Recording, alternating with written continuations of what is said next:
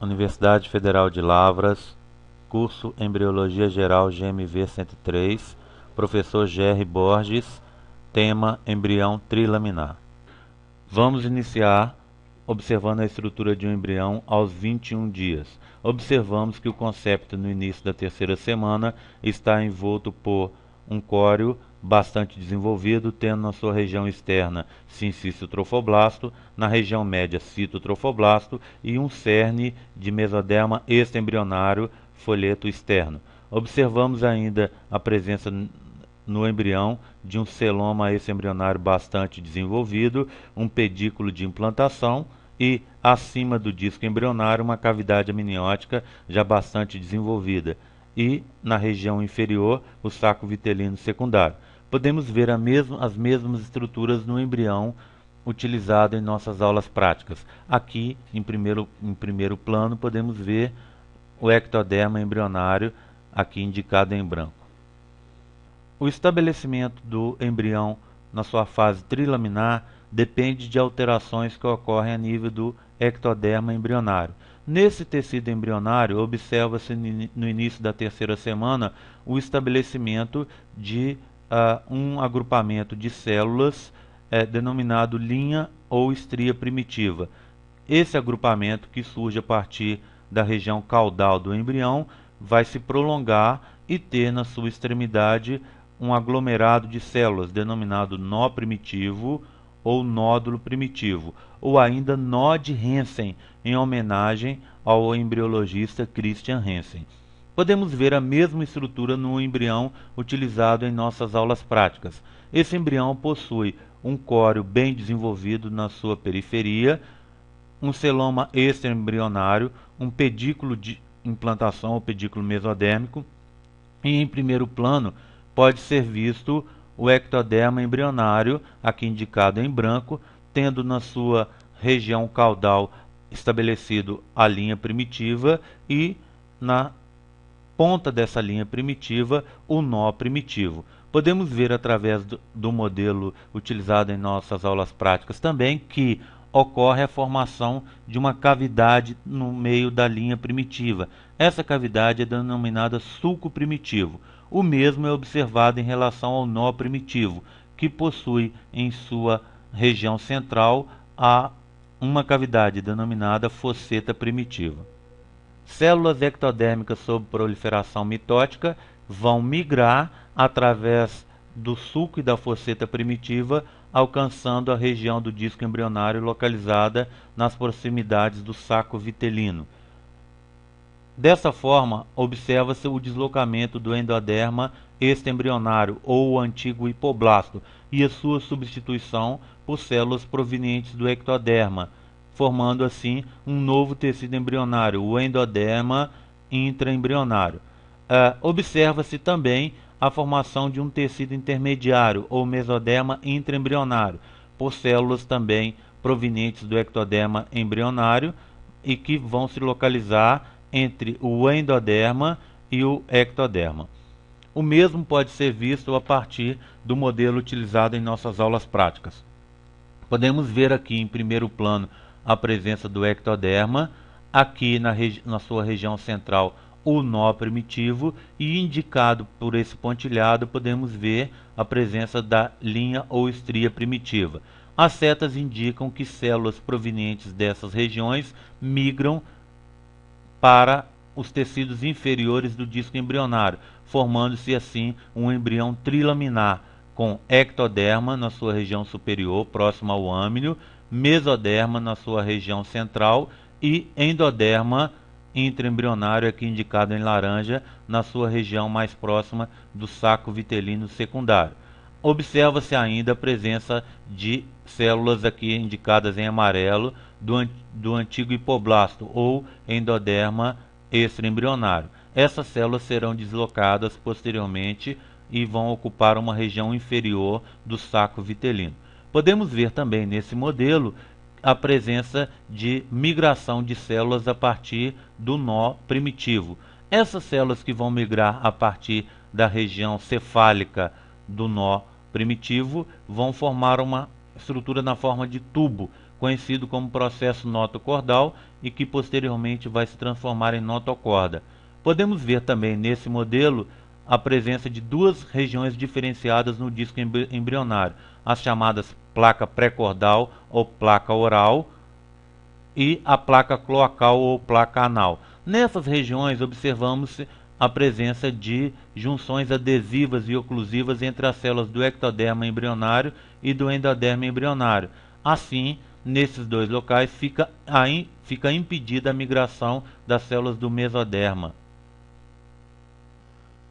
Vamos observar agora o processo de migração celular durante a gastrulação.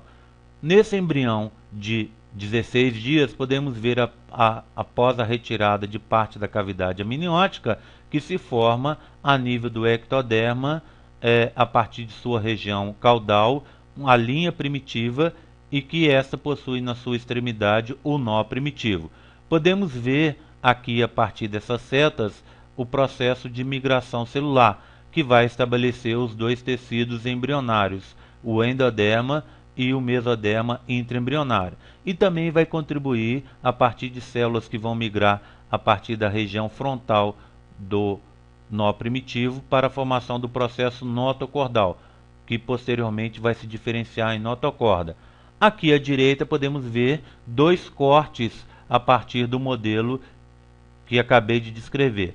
Um corte transversal na região cefálica do embrião, que nos permite ver a presença do processo notocordal, ainda na forma de tubo, a presença do tecido denominado endoderma intraembrionário no teto do saco vitelino e no meio do ectoderma e do endoderma intraembrionário a presença de um tecido novo, aqui indicado em laranja, o mesoderma intraembrionário.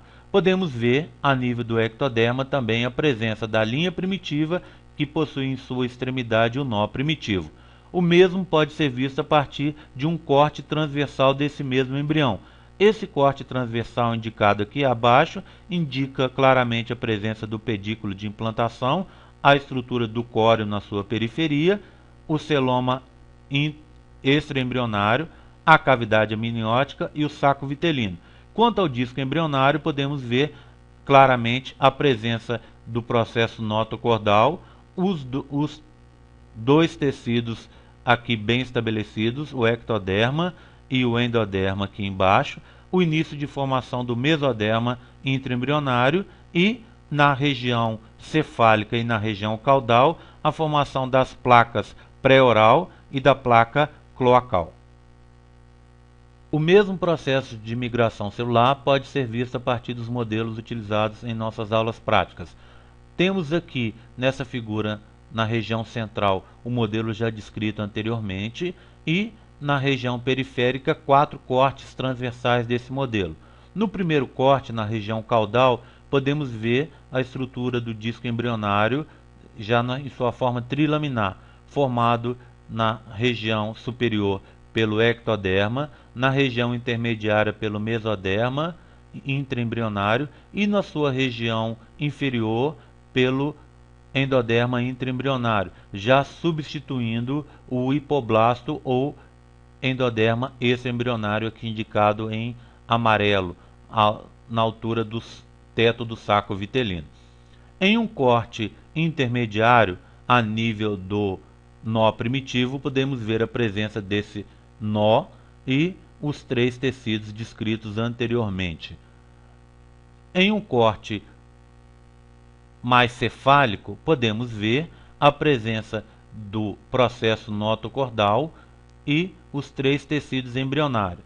Aqui, nesse corte, é importante notar inicialmente que a substituição do endoderma extraembrionário pelo endoderma intraembrionário já é maior na região cefálica e que o processo notocordal, ou seja, a notocorda na forma de tubo, já faça um processo de indução, fazendo com que o ectoderma se diferencie em suas 2 camadas, o ectoderma de revestimento, que continua indicado em branco, e o neuroectoderma, já na forma de células ampliadas, denominadas placa neural, aqui indicado em cinza.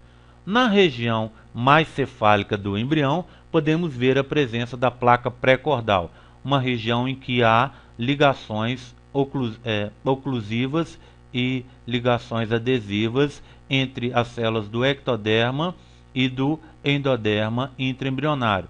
Essas ligações vão impedir o processo de migração celular através da região da placa pré-cordal. Nessa figura podemos ver o avanço da área ocupada pelo mesoderma intraembrionário durante o processo de gastrulação. Inicialmente vemos à esquerda um corte similar ao observado nos modelos descritos anteriormente. E na região à direita podemos ver o processo de expansão da ocupação do mesoderma, a partir de células que vão migrar a nível da linha e do nó primitivos. Esse tecido vai ocupar todo o espaço entre o ectoderma e o endoderma intraembrionário, exceto nas regiões da placa pré-oral ou pré-cordal, localizada cefalicamente, e de sua similar ou placa cloacal, localizada caudalmente. Nessa figura podemos observar o padrão de migração celular durante a gastrulação.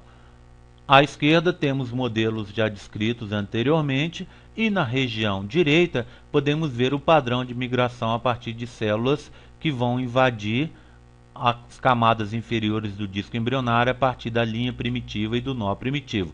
Podemos ver que as células que vão migrar a partir da região caudal da linha primitiva vão compor o futuro mesoderma lateral. Aquelas células que vão migrar pela região intermediária da linha primitiva vão formar o mesoderma intermediário, indicado em verde, também conhecido como gononefrótomo. E aquelas que vão migrar a partir da região cefálica da linha primitiva e das regiões médias e posteriores do nó primitivo vão compor o mesoderma paraxial ou radial, que posteriormente vai formar os somitos.